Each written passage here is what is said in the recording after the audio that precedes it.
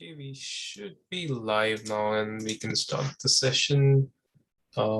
Just a reminder that there is a document attached to this meeting, so please sign in and update any agenda items there. And that's pretty much it. Let's get started. First one is the user variable. Andreas, do you wanna like I'm guessing that's your agenda item. Do you wanna give some context on what you wanna talk about? Yeah. So I'm using this Cloud Native build pack and base builder image from Docker Hub. And we are using this in a Kubernetes cluster with an unprivileged container running. And therefore we need to switch to a specific user, the one running the container. And in this issue, I called this user 12345 or 1234. And there are still switches, UID and group ID switches for the lifecycle. And of course, there are switches for the Docker run command to switch to a specific user. But if this user doesn't exist in etc PSVD on the host, this is you will welcome with I have no name in the container. Okay. And for this, typically one passes a $user environment variable to the container in some way to name the user, as well as some $home variable to specify the home directory, because it's not in the etc folder and cannot looked up. And some build packs rely on those variables. I think it's the Gradle build pack or something like this. I mentioned this in issue, and will fail if these variables are not set. They use a Go routine and try to look up a username and home directory and something. Okay. That's the context. You got it? Yeah, I'm just reading through the issue and so I'm guessing you were able to like get through this issue with the workaround that Natalie suggested around putting the variable in the platform directory and using that. That's correct. Okay, and the thing we want to talk about is whether it's okay to put this like so the lifecycle strips out a bunch of environment variables when build packs get executed, and the issue is I'm guessing some build pack relies on this and it's not able to find the user information the normal way, and since it's being passed as an environment variable and the lifecycle strips them out, it can't access that information. Is that correct? That's correct. Okay. I mean, what Natalie did suggest would seems right. Like if we do want to allow this variable in build packs, it would be a spec change. Currently, we do strip out a bunch of things, and the typical way to pass variables to the build pack is through the platform env directory. I'm curious how you were like, were you running the lifecycle directly in this case? Yeah, it's running inside a GitLab CI pipeline. And for GitLab, you specify, or in the GitLab CI YAML, you specify typically an image. I was given the base builder image, and inside some script and before script blocks, you can specify commands executed inside the container or image. Yeah, and there I'm calling the lifecycle directly. Yeah, I think in this case, what Natalie is suggesting is typically the route I've seen other platforms take. So both Pack and KPack I believe, like use this strategy to pass environment variables, and uh, because like as Natalie suggested, you can't arbitrarily pass environment variables, since we it's just for us to strip out potentially like variables that might contain secrets or other things from build packs, like sort of shielding these variables from arbitrary user code and logic. Um, it it might just be that whatever platform you're using, like GitLab CI, might have to make like an easier way to set environment variables in that platform end directory, which is typically what like other platforms do. But I think if we do want to go with like the RFC route or the spec route, the idea would be to open an RFC with like some motivation, some context, and reasons on why we should do it. And more details can be found on the like build packs RFC repository. Um, I don't know what the other maintainers would think, but like personally, I believe whatever platform you're using should provide a way to set these environment variables using that platform directory, rather than us changing the spec and allowing some specific environment variables to pass through. Yeah, it's hard to guess what Natalie in detail has in mind. I think she has something in mind. So maybe she should talk on the next weekend or something about this. For me, I'm fine with the workaround for now. So there's no hard need, or there's no, yeah, that much motivation to write such an RFC. Okay. From my point of view, there's some difference between some random user provided environment variable and this special environment variable is often used in Linux Unix systems. I'm fine with all those environment variables I need in the build packs, like BP underscore or my variable underscore whatever. Going through this platform env approach. Yeah. There are already special handling on the home environment variable. I think about the proxy environment variables and Yeah. some others. Yeah. And that's for reason, for good reason. And I think the user environment variable should be treated like the home variable. Okay. Especially because, or let me say, I wonder how one is running the life cycle in an unprivileged container. And I think this should not this should be the normal case, and should be fine that the build pack has the possibility to resolve the user and home directory. Yeah. So in terms of non-privileged containers, I'm not again sure. Like, so is this rootless Docker that you're running this in? In my case, I've tested this locally with Podman.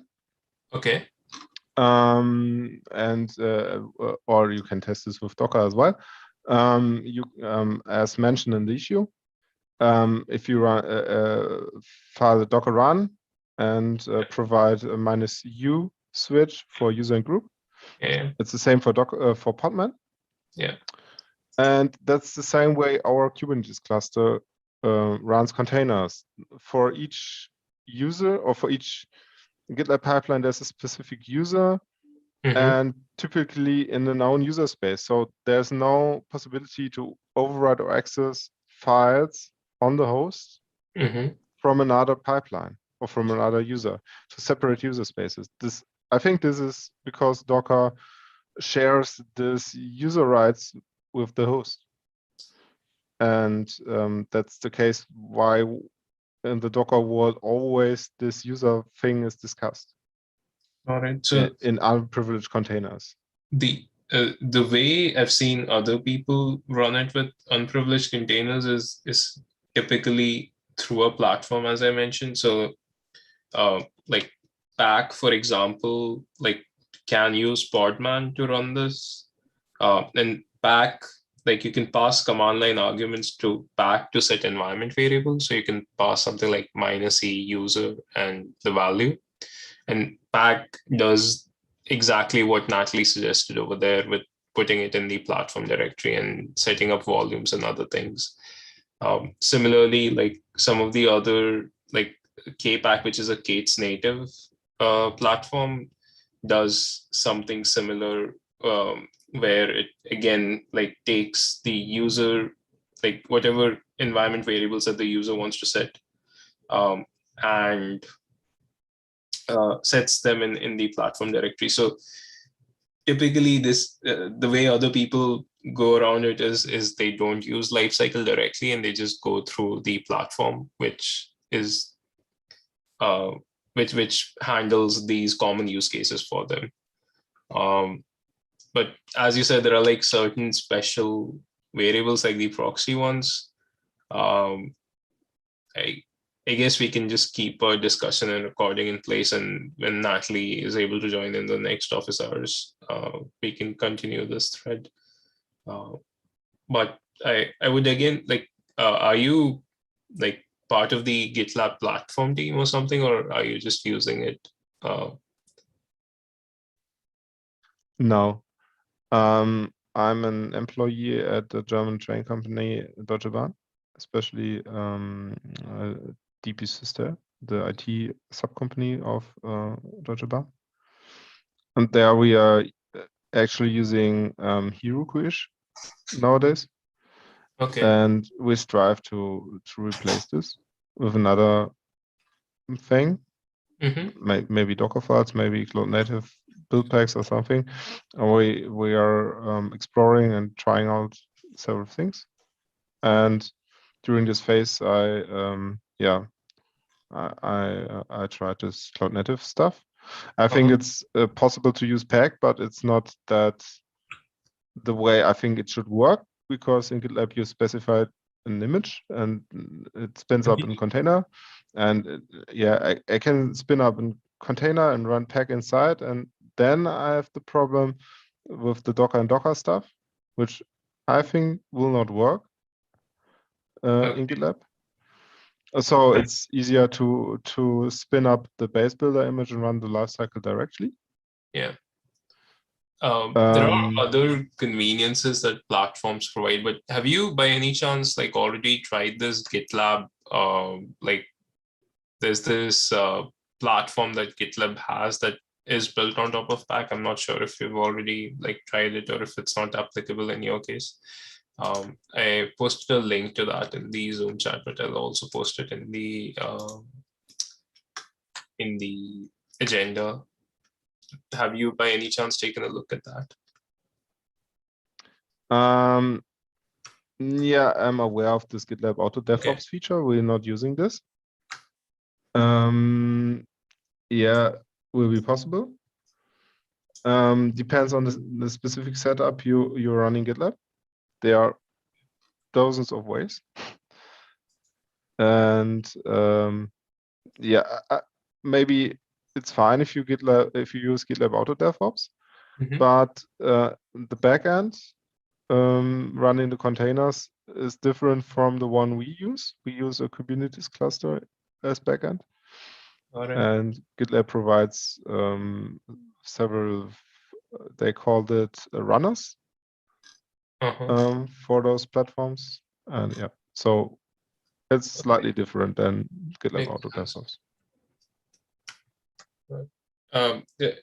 I mean, running the lifecycle directly is like completely fine. It's just that I was just trying to figure out if there was a better platform experience that could be provided, because there are also other things that platforms tend to do, like fetching your source code, applying the project descriptor, and like project descriptor things include like removing certain files or including certain files before they're passed on to the output build image, or setting environment variables, or executing inline build packs and other things. So I was just trying to figure out if there was a way you could also get all of these other features of build packs that are not available directly in the lifecycle.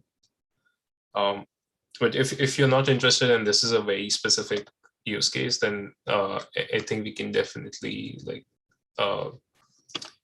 think about adding these variables to the list of variables that are allowed. I'll make a note that lifecycle already hours.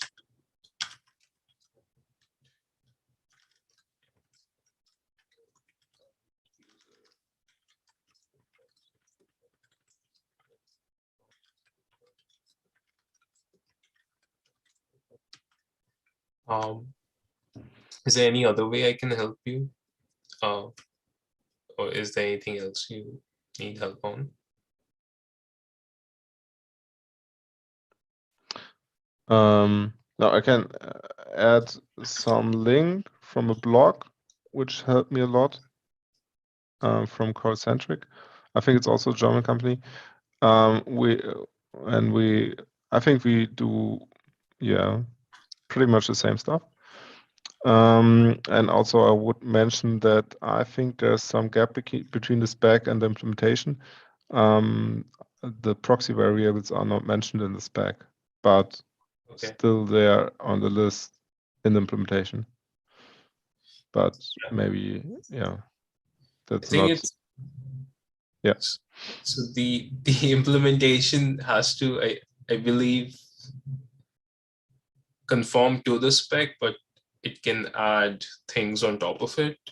Unless the spec specifically disallows it, it shouldn't. But in this case, the spec actually does disallow it. So I'll just confirm why there's a divergence. Yeah, that's fine.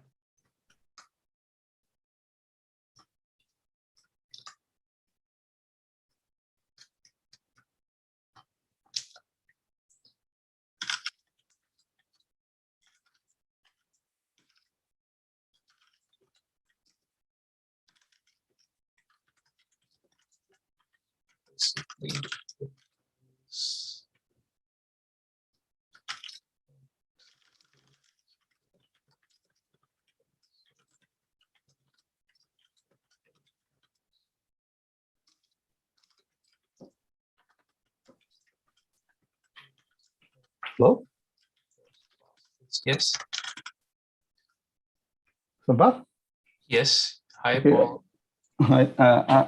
I missed a little bit. I'm not sure if you were done with the previous question. I was just taking notes. But okay. Unless there's anything else on Andreas' mind for that topic, I think I'm okay. done. I can wait if you need some more time. Andreas, is there anything else you want to discuss on the topic? No, for me not. Great. Thanks. I think Paulo, your topic is up next. Okay. I didn't write a very nice question because it's pretty much a question that I just had this morning, and I would like to elaborate it with you before I even place it here, if it ever makes sense.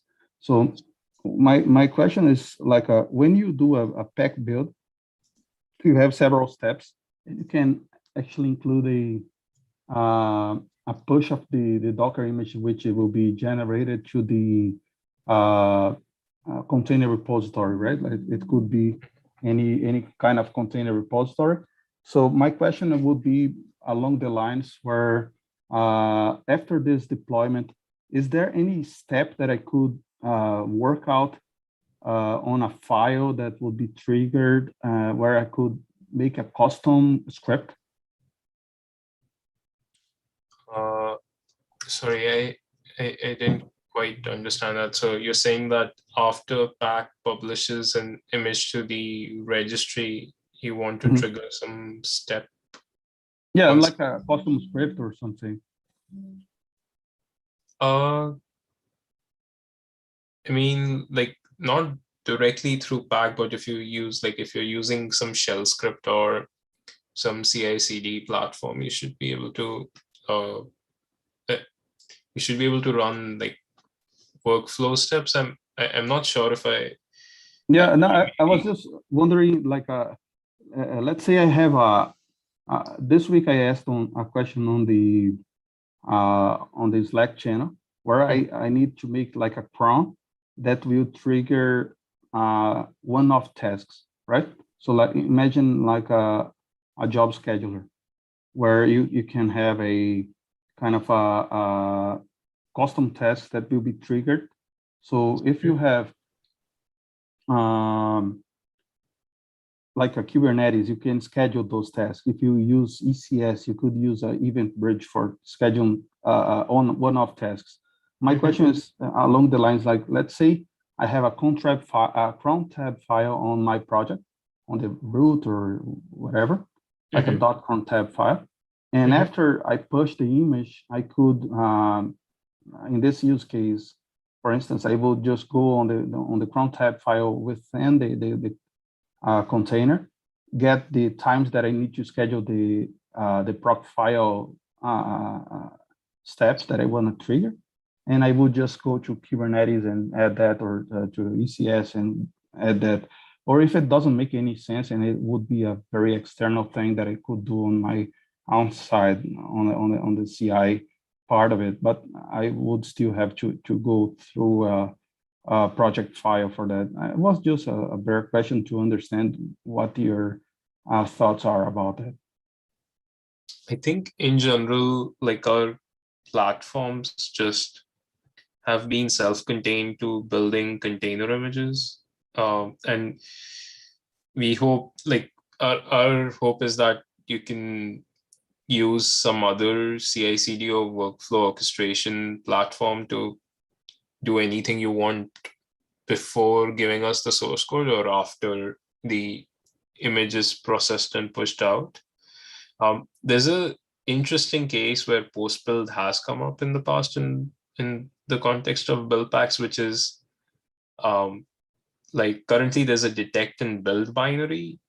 Is it possible to have like a post build binary that does some cleanups in the image before it's pushed out?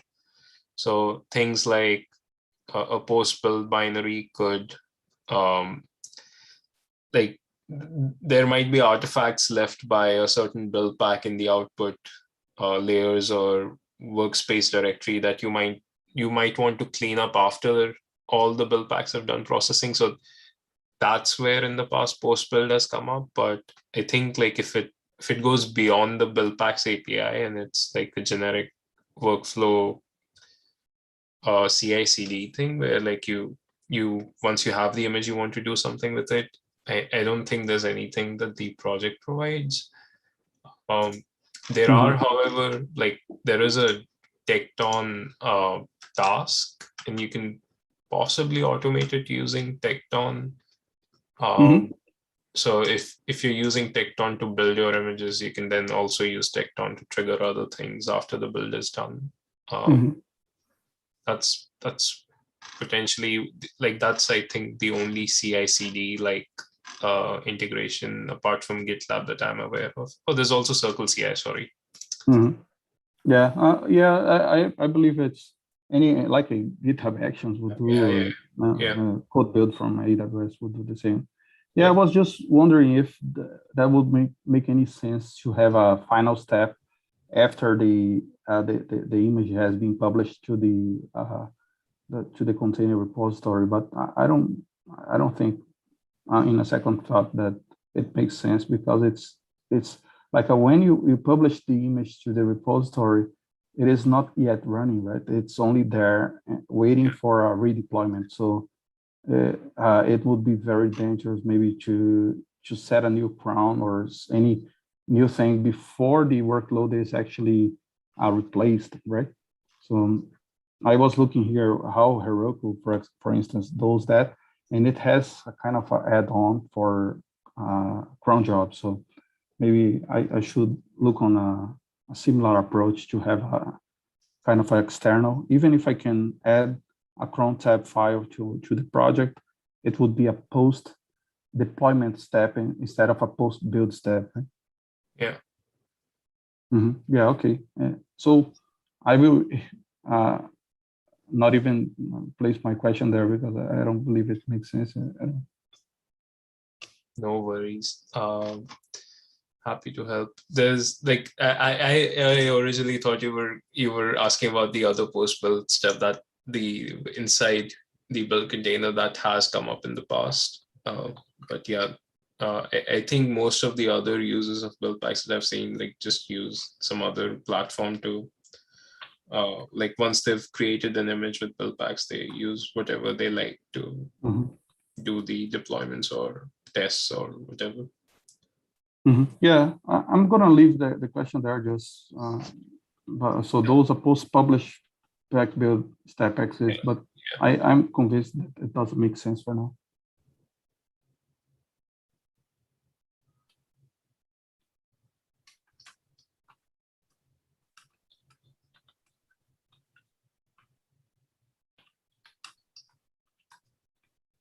Okay, so I really appreciate you coming on a last minute notice, and hopefully we didn't get No you. worries, not at all.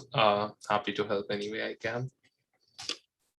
Okay, and I'm happy to be here too. I'll try to participate more times, not with questions, but trying to be more present on these office hours. Yeah, this slot is literally for people to just come ask us questions and discuss things. So completely okay to just drop by here and ask questions. And yeah. Okay, thank you. And thank you, Andres. Nice to meet you.